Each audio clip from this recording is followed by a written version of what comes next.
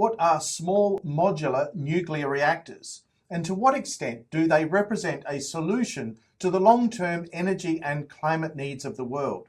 Well, that's precisely what we're going to investigate in today's episode of Climate Mundial's Energy and Climate Weekly. So let's get right into it.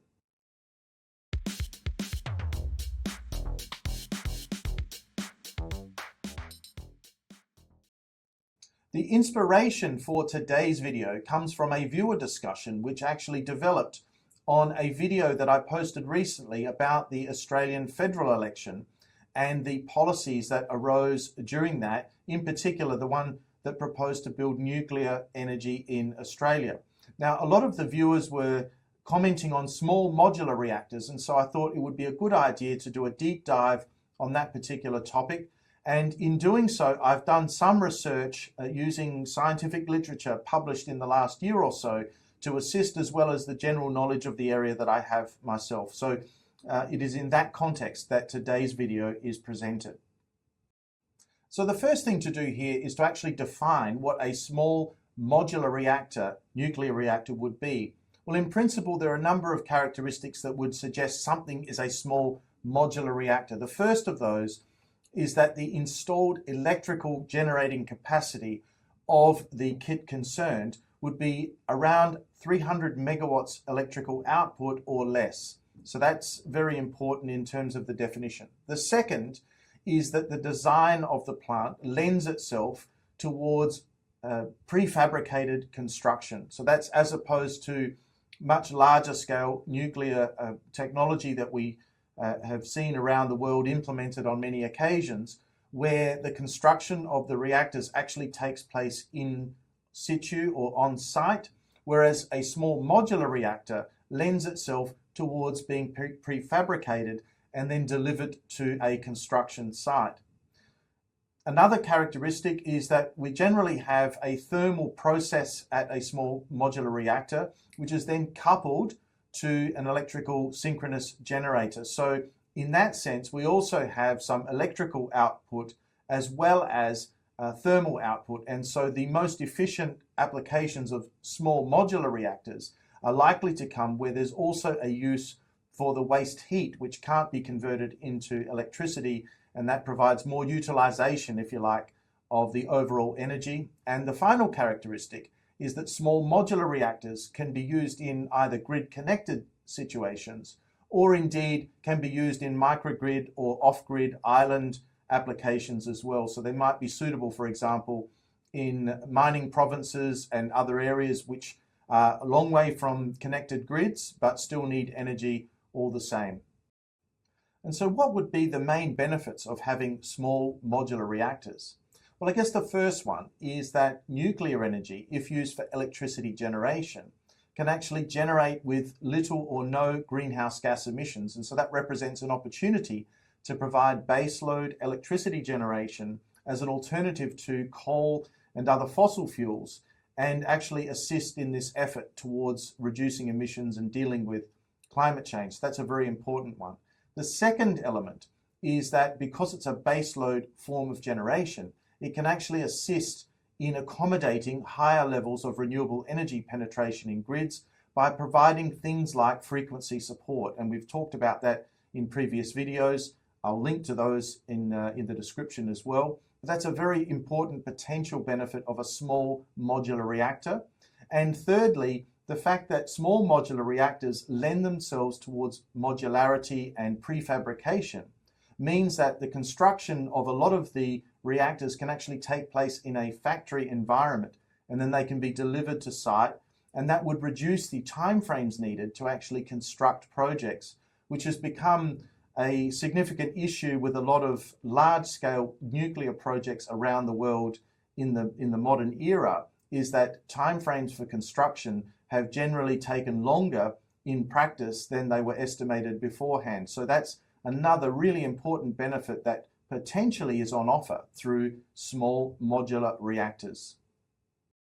And so what is the actual status of the small modular reactor industry in the world at the moment? Well, it's very important to point out that in terms of what is known, there are 3 projects that have been actually built and commissioned that fit the definition of small modular reactor in the world today, and we'll take a look at those in a moment. There are also another 3 that are currently under construction or understood to be, and in addition to that, there's a pipeline of some 70 more projects which are being proposed at some stage of design, permitting, or authorization around the world. And so that is the pipeline of new projects that represent the total industry, if you like, of small modular reactors in the world at the moment.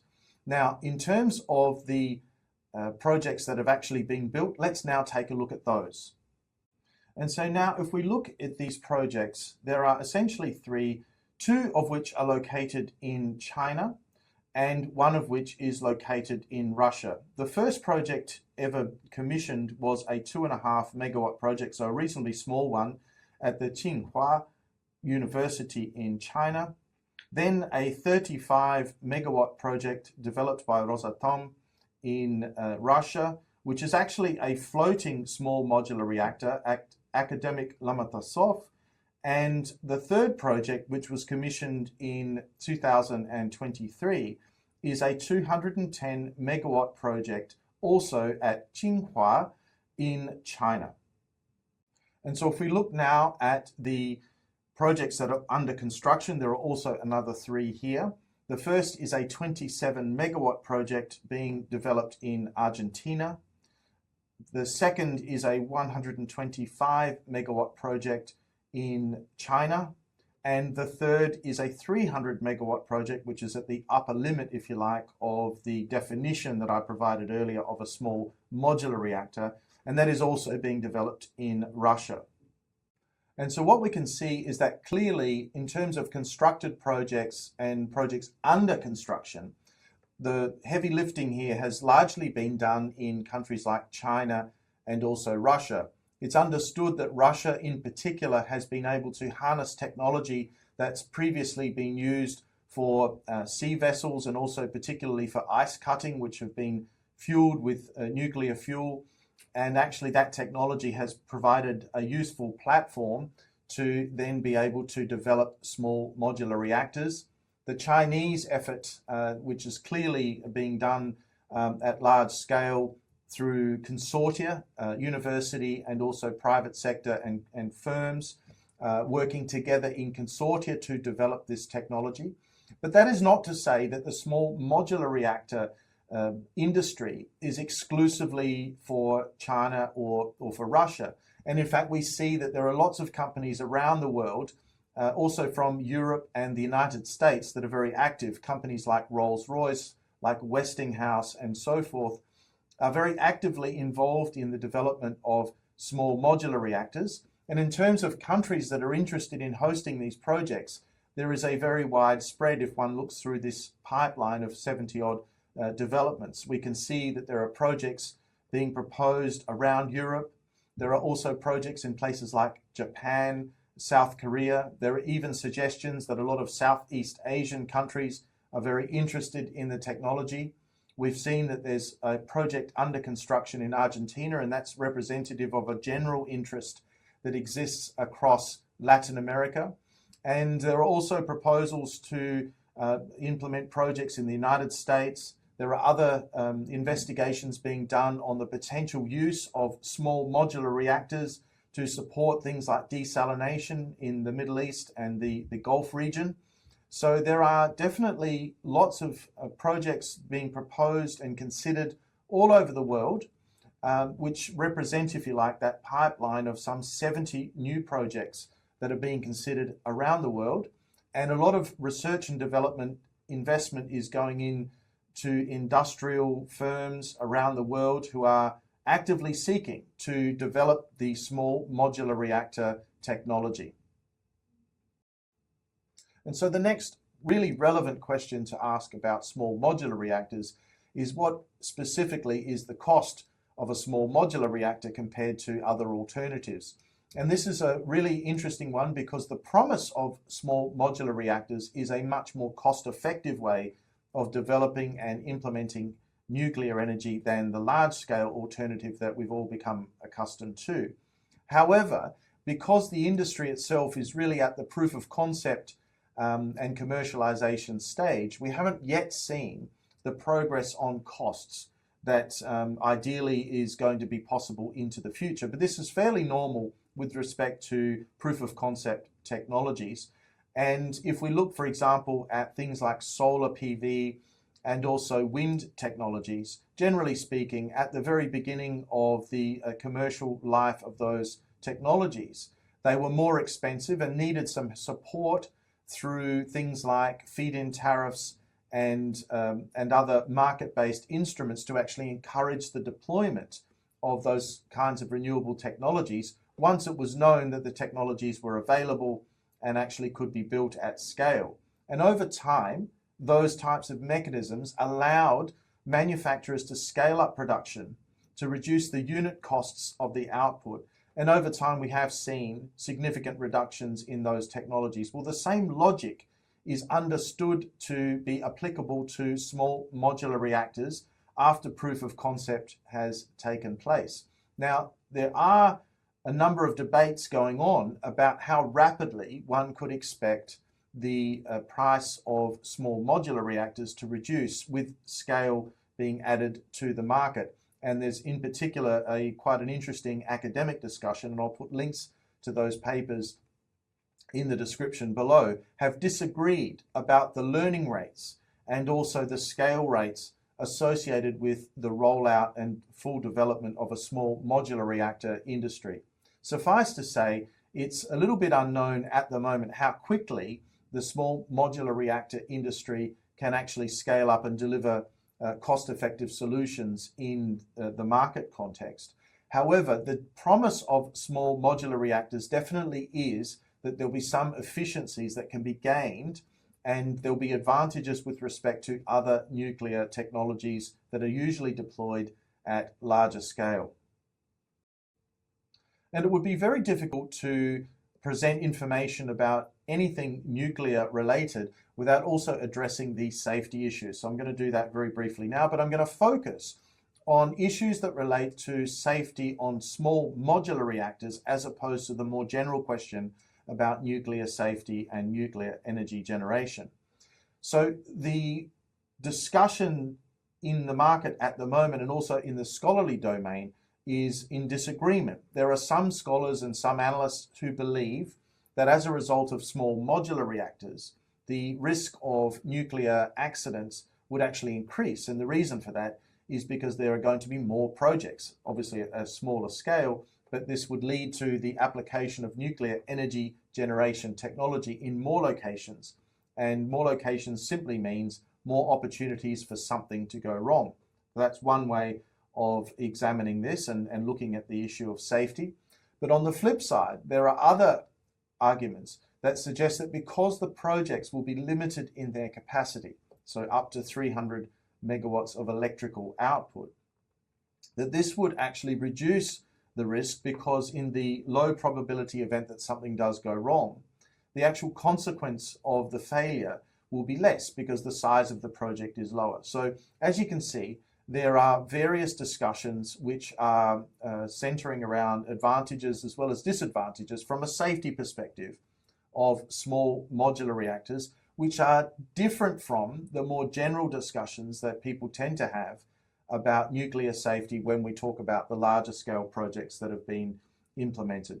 One other thing to say is that the issue will also arise about the disposal and storage of nuclear waste as well. And if we're going to have small modular reactors, it's and in dispersed locations, probably more countries than what we currently see today would be hosting small modular reactor technology, that there would need to be some thought given to the way in which the nuclear fuel, which has been used in the small modular reactors, is then stored afterwards. And that is definitely an issue that requires some attention.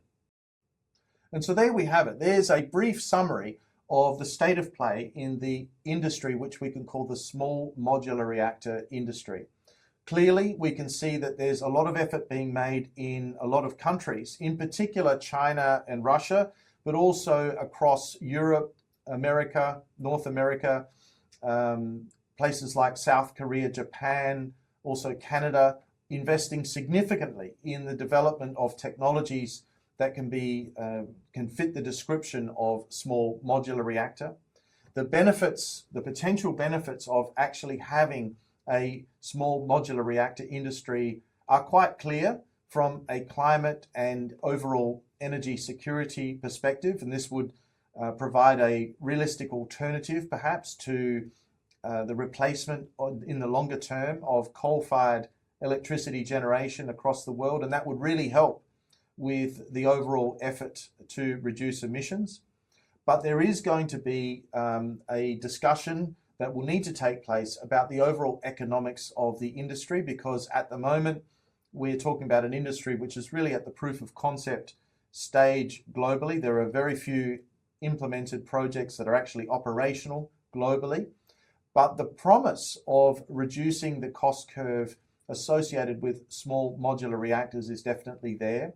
There's also been significant experience globally in how cost curves have been reduced in things like wind and solar PV technology, and now also we're seeing with batteries that through the implementation of various market-based pull mechanisms like feed-in tariffs and carbon pricing and other types of policies, that it's actually possible to then allow suppliers of the technology to really scale up production and reduce the unit cost, because as factories have more utilization, they get more orders and so forth, it's really possible to make better utilization of the manufacturing plants and then reduce the costs accordingly.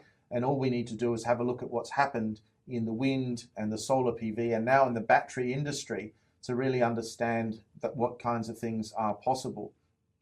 And finally, just to say, from a safety perspective, there's an open debate about whether this industry, the small modular reactor industry, would lead to some incremental safety risks which are different from the use of nuclear energy more generally.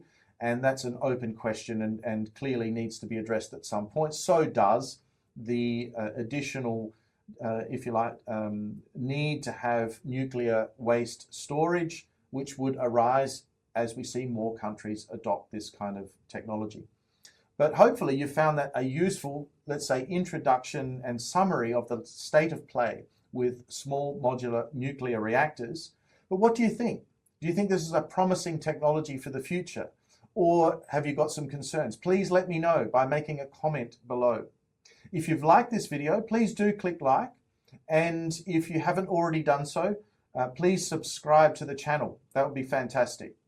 On that note, I'd like to say thank you very much for your attention today, and I look forward to seeing you again soon in the next episode of Climate Mundial's Energy and Climate Weekly. Bye for now.